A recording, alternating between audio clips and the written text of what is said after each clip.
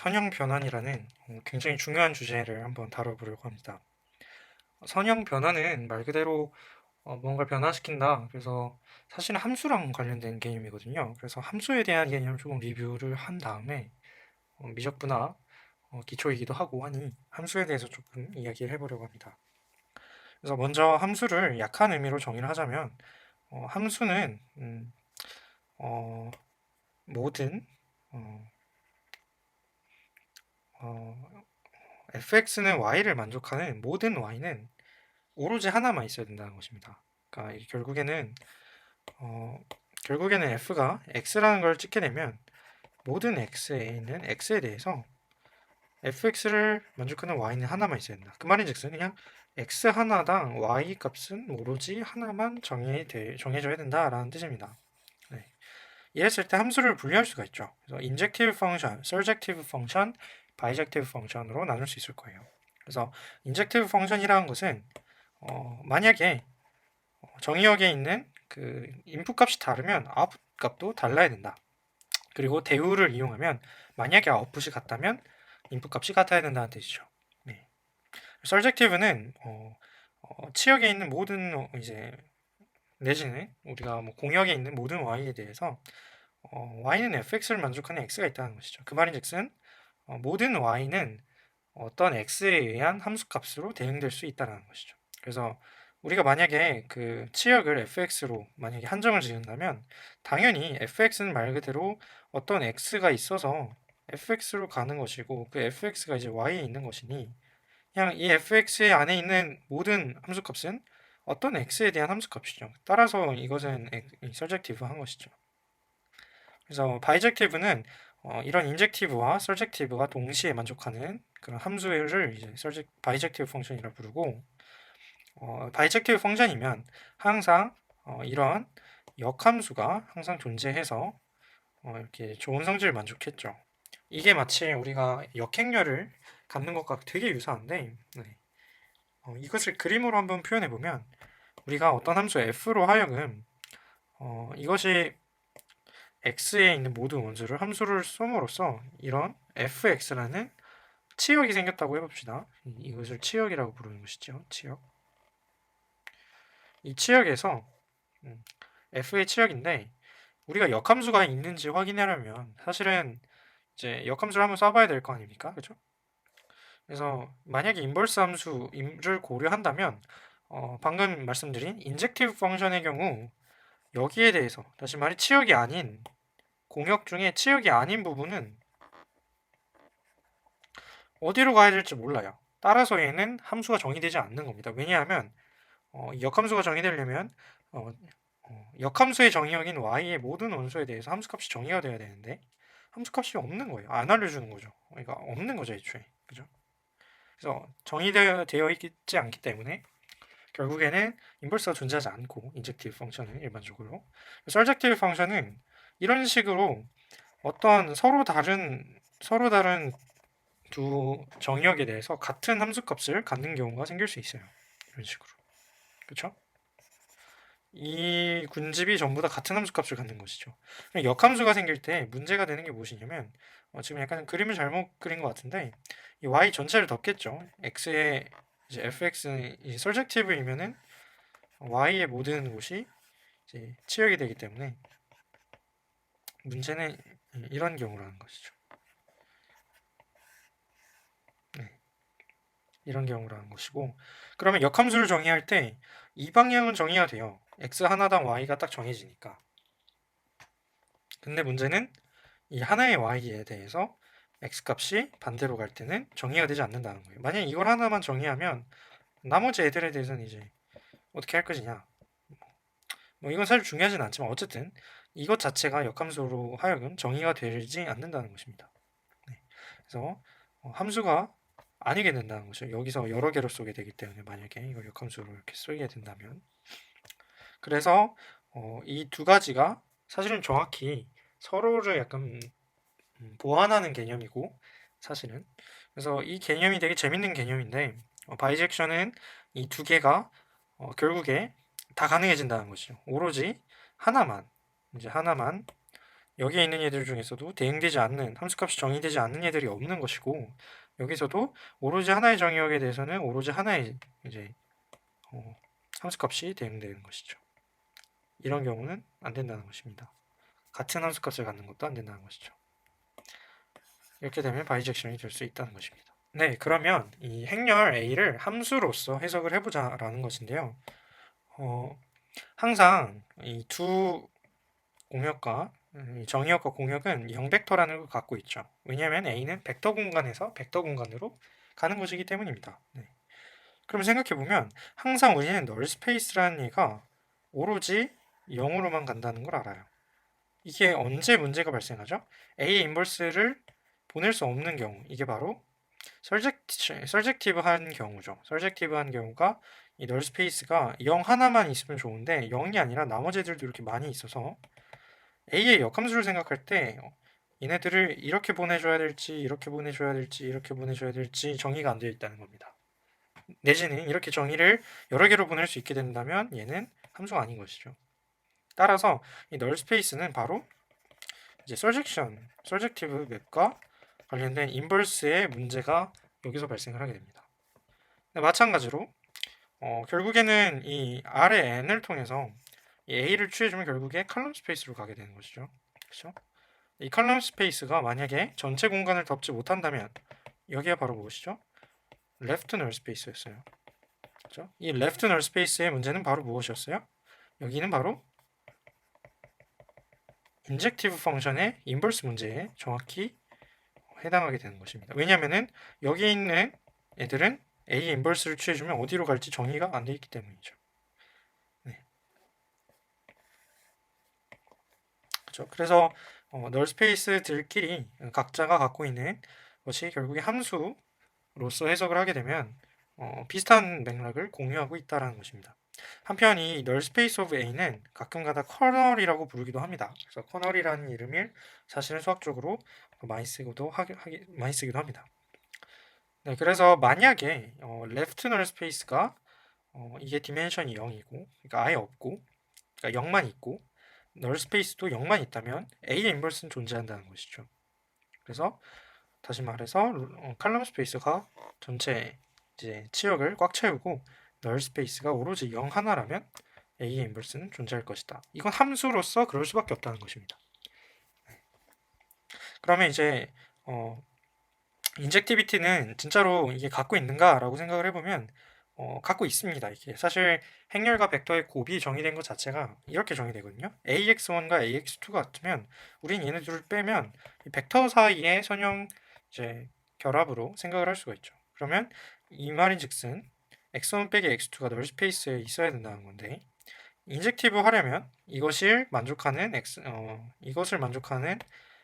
것이 바로 x1은 x2여야 하는 것이죠. 그래서 만약에 널 스페이스가 0밖에 없다면 인젝티비티가 성립한다는 것입니다. 마찬가지로 이제 서젝티비티도 비슷하게 레프트 널 스페이스가 0밖에 없다면 성립할 것입니다. 네, 그래서 지금 선형 변환을 계속해서 함수로 해석하면서 이게 생각보다 어려운 개념이 아니다. 우리가 이미 아는 개념이다라는 걸 이제 강조했어요. 그래서 이제부터는 어떤 걸 이제 말씀드리려고 하냐면 계산의 이중성에 대해서 말씀드리려고 합니다. 계산의 이중성이란 무엇이냐? 네, 계산의 이중성은 사실 제가 붙인 이름이기도 하고 약간 각색한 이름이기도 한데 이런 것입니다. 우리가 결국에 수학적 대상이라고 하는 것, 예를 들어 자연수, 정수, 유리수, 실수라는 것은 결국에 단순히 그들의 모임뿐만이 아니라 결국에는 덧셈, 곱셈이라는 구조 내지는 연산을 줌으로써 독특한 구조를 갖게 되는 것입니다. 그죠? 독특한 특성을 갖게 되는 것입니다. 한번 그래서 알아봅시다. 이 이중성이라는 것이 무엇이냐? 결국에는 이 덧셈을 하는 행위 자체가 함수라는 것입니다. 네. 만약에 우리가 어떤 1을 더한다라는 행위를 한다면 그 단순히 2에 1을 더한다는 거 말고 3에 1을 더한다는 거 말고 자연수 전체 집합에 1을 더한다고 해봅시다. 그러면 이런 식으로 수직선상에 자연수가 잘 그려져 있는데 여기에 1을 더한다고 한다는 것은 정확히 한 번씩 한 칸씩 오른쪽으로 쉬프팅 한다는 것이죠. 트랜슬레이션 한다는 것이죠. 그 말인즉슨 이 자연수 전체 집합을 1 더하기라는 연산을 취해 줌으로써 변형을 시키는 것이죠. 그 변형된 것은 어떻게 될까요? 바로 여기서는 2부터 시작하게 됩니다. 근데 자연수인데 1을 어떻게 설명하게 될까요? 이 1을 표현할 수 있는 자연수가 없는 것이죠. 따라서 자연수는 사실 이 덧셈이라는 연산, 덧셈이라는 변형에 대해서 불완전한 구조를 갖고 있는 것입니다. 따라서 이 1을 표현할 수단이 없는 것이죠. 왜냐하면 0이 만약에 있었다면 괜찮았을 텐데 0이 없기 때문이. 마찬가지로 우리가 그렇게 되면 이 덧셈에 대해서 완전한 구조를 찾기 위해 정수라는 개념을 한번 만들어 봤어요. 그래서 정수를 통해서 1을 더해도 결국에는 끝까지 하면서 결국에는 똑같이 그 수직선에 있는 애들은 그대로 정수예요. 다시 말해 정수는 덧셈이란 연산에 의해 변형되어도 자기 자신으로 유지를 합니다. 근데 이제 곱셈이라는 한번 연산을 해볼게요. 만약에 정수집합을 곱셈한다? 그럼 만약 2를 곱한다고 하면 0은 0으로 가죠. 근데 1은 2로 가고 2는 4로 가고 다시 말해 스케일링이 됩니다. 줌 인이 되고 줌 아웃이 될 수도 있는 것이죠. 그러면 우리는 질문이 이겁니다. 1과 3과 마이너스 1, 마이너스 3은 어디 갔냐는 것이죠. 네. 다시 말해 정수 집합은 덧셈이라는 연산, 덧셈이라는 구조를 갖지 않고 있는 겁니다. 불완전한 구조를 갖고 있는 것이죠. 만약에 우리가 x를 유리수에 대해서 생각을 한다면 이 유리수에 대해서 2를 곱한다고 하면 스케일링이 되든 스케일 이제 줌인이 되든 줌아웃이 되든 결국에는 모든 걸 표현할 수 있죠. 똑같은 수직선이라는 것입니다. 따라서 유리수는 이 곱셈에 대해서 안전하고 완전하다는 것이죠. 마찬가지로 벡터 공간은 덧셈과 상수곱이라는 계산이나 연산 구조가 주어져 있습니다. 그리고 결국에 이런 것들을 평가하는 것은 항등원과 여건의 존재이죠. 보시면 아시겠지만 여기에 1을 더했을 때 0이 없었어요. 0이 없었기 때문에 사실은 이 덧셈에 대한 0이 없었기 때문에 수직선이 불완전하게 이동을 하는 것이고 이 경우도 지금 결국에는 곱셈에 대한 여건이 없기 때문에 약간 문제가 생긴 것인데 우리는 아까 이제 벡터 공간의 액시엄을 우리는 옛날에 벡터 공간의 액시엄을 보게 되면서 벡터 공간 자체가 덧셈과 곱셈에 안전하고 완전하다는 걸 알아요. 그렇죠? 따라서 방금처럼 A라는 벡터는 결국에 단순히 무언가를 곱하는 것일 뿐입니다. 그래서 이 벡터는 결국에 벡터를 행렬을 벡터에 곱한다는 것 자체가 벡터의 벡터들의 모임을 곱한다는 것이고 그것은 바로 그 벡터가 모여 있는 공간을 변형시키는 것이죠. 변형시키는 것이고 그 벡터 공간은 안전하다는 것입니다. 왜냐하면은 벡터 공간은 우리가 애초에 덧셈과 곱셈에 안전하게 정리를 한 거예요, 사실. 따라서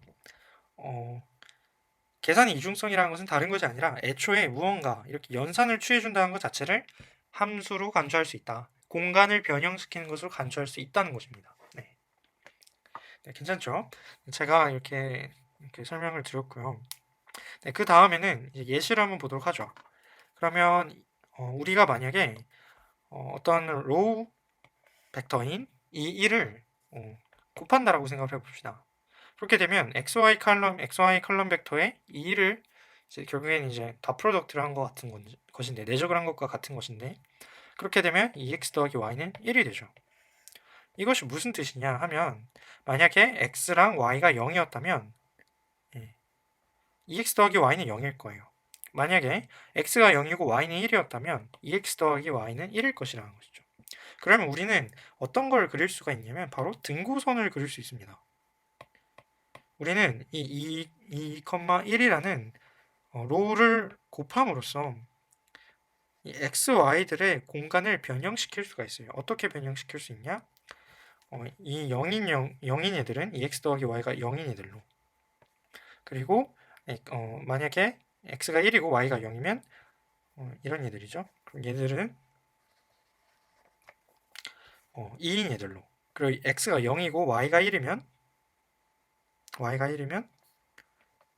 얘네들은 1인 얘들로 그러니까 다시 말해 이런 식으로 구간을 나누면서 얘네들 사이에 다른 값을 부여해 주는 것입니다. 그리고 생각해보면 그래도 그럴만한 게 이것이 바로 내적의 정의였잖아요. 고등학교 때 배운 기하의 벡터의 내적의 정의죠.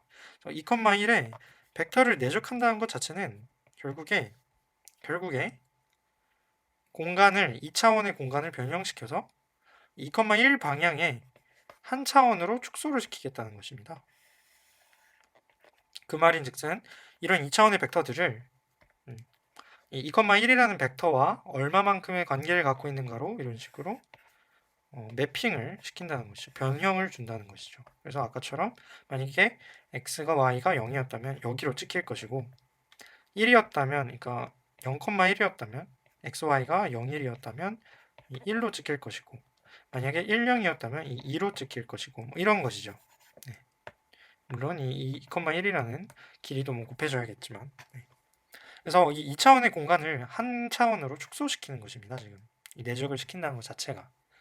그리고 지금 보시면 정확하게 이 그래프, 이 방금의 이 등고선은 정확히 2,1이라는 벡터와 수직이죠. 수직인 성분을 전부 다 없애는 것입니다.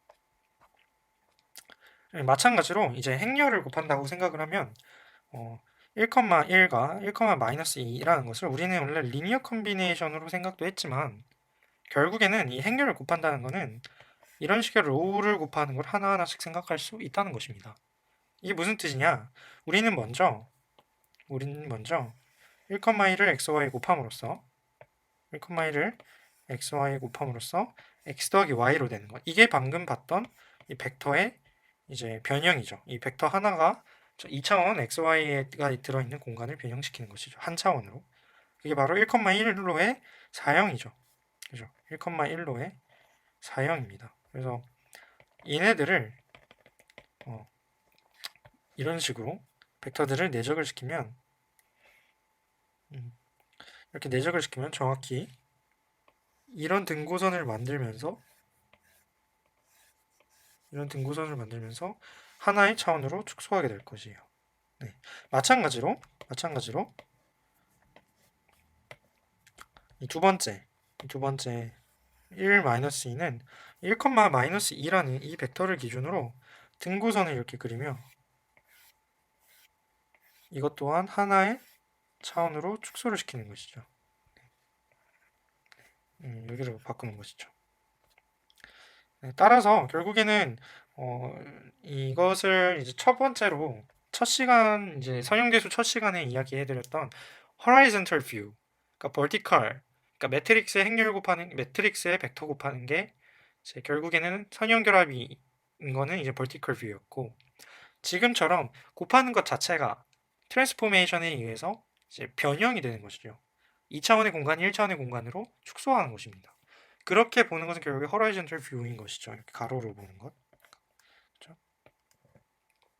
그래서 이런 식으로 표현이 되고 새롭게 변형된 두 축을 바탕으로 이제 구현이 되는 것은 바로 이제 이 1,1과 이제 1,-2라는 이 두 개의 칼럼으로 표현이 되는 이러한 공간으로 변형을 하게 되는 것입니다. 네. 어찌 보면 XY 축이 약간 변한다고 생각하시면 되겠죠. 이게 바로 칼럼 이제 vertical view인 거고 네.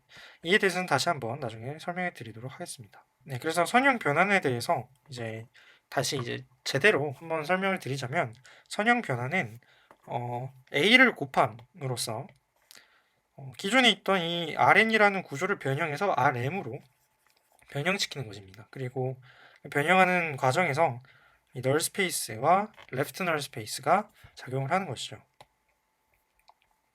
그래서 만약에 A가 인버스가 존재한다라는 것은 함수랑 정확히 같아서 바이젝티브 했다는 것이고 애초에 Rn과 Rm이 서로 같았다는 거죠. 근데 일반적으로 이런 상황은 n과 m이 같을 때고 따라서 A가 인버스가 존재하려면 적어도 두 개의 차원이 같아야겠죠.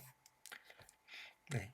그래서 일단 기저의 특징을 다시 한번 리뷰를 해보면 모든 벡터 공간의 V는 정말 딱 유일한 개수 조합만으로 기저들의 개수 조합만으로 기저들의 선형 결합으로 표현이 돼요. 유일하게. 네. 그죠? 그런데 A는 애초에 분배 법칙이라는 공리에 의해서 이런 식으로 선형 결합이 분리가 될 수 있어요. 이게 무슨 뜻이냐?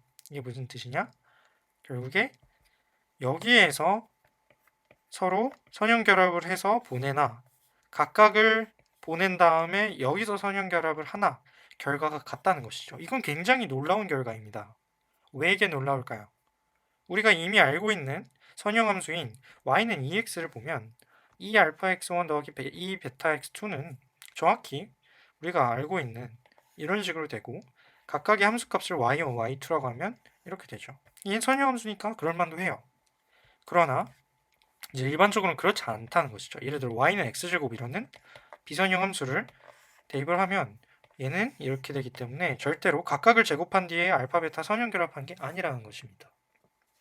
따라서 A가 이런 선형성을 갖고 있다는 건 사실은 비선형성을 표현하지 못한다는 좀 불안이 있긴 하지만 그럼에도 불구하고 좋은 특성을 갖고 있다는 것입니다.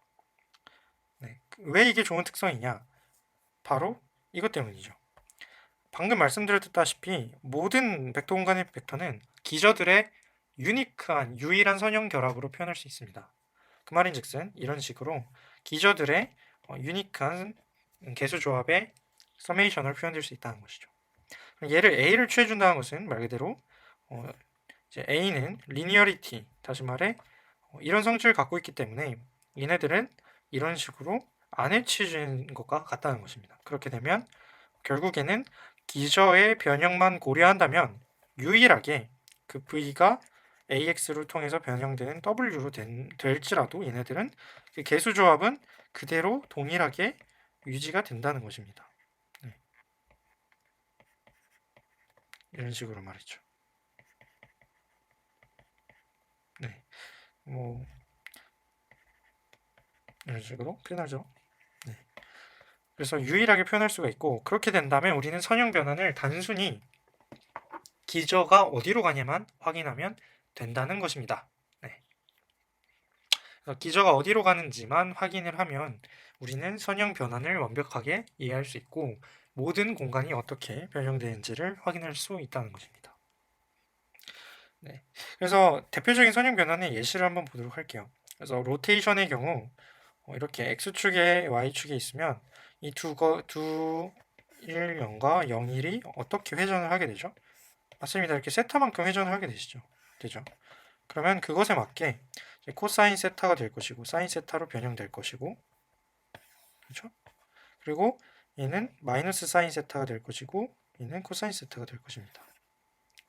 따라서 이제 이렇게 각각의 기저들 1년과 0일은 이렇게 변형을 하게 될 것이고, 네.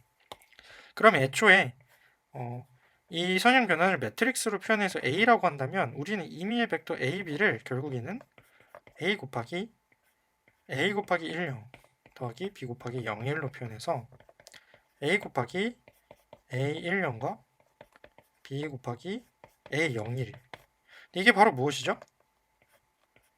A 1, 0으로 변형된 벡터와 A 0, 1, A로 인해서 변형된 0, 1 벡터가 AB만큼의 선형 결합이 된 겁니다. 따라서 그냥 기저가 어디로 변형되는지만 알면 바로 그것의 행렬 표현도 알아낼 수가 있다는 것입니다.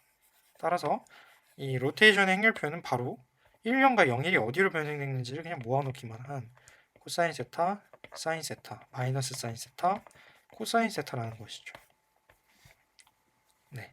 리플렉션도 마찬가지입니다. 우리가 세타를 이렇게 적절히 잘 해주면 이런 식으로 표현이 되고, 이 두 개를 모음으로써 임의의 A, B 벡터를 로테이션 하면 어디로 가는지를 오른쪽에 행렬, 왼쪽에 행렬을 곱해줌으로써 알아낼 수 있다는 것이죠. 계산할 수 있다는 것이죠. 프로젝션도 마찬가지입니다. 네, 그래서 오늘은 선형대수학의 선형 변환이라는 개념이 사실은 결국 행렬을 새롭게 해석하는 관점이라는 걸 알게 되었습니다. 그래서 결국에 선형 변환은 이제 결국에 함수고, 우리가 행렬을 곱하거나 벡터를 취해준다는 것은 결국에 곱해준다는 것이죠. 어떤 함수를 취해준다는 것이죠. 변형을 시켜준다는 것이죠, 공간을. 그래서 인버스 매트릭스, 인버스 펑션이 같은 맥락에 작용하면서 널 스페이스와 레프트 널 스페이스가 서젝티브 펑션의 인버스의 문제와 인젝티브 펑션의 인버스의 문제와 어떻게 연결이 되어 있고, 그리고 계산의 이중성을 통해서 A를 이제 곱하는 행렬을 곱하는 게 왜 이렇게 해석될 수 있는지 한 번 더 짚고 넘어갔으며, 이제 이런 식으로 예제를 보면서 확인을 했죠. 그 다음에 선형 변환을 구체적으로 이야기하면서 결국에는 기저의 변형만 우리가 생각을 해주면 선형 변환을 나타내는 행렬 표현도 유니크하게 정의해 줄 수 있다라는 것도 확인했습니다. 네, 그래서 오늘 수업은 여기까지 하도록 하고 다음 시간에 뵙도록 하겠습니다. 네, 감사합니다.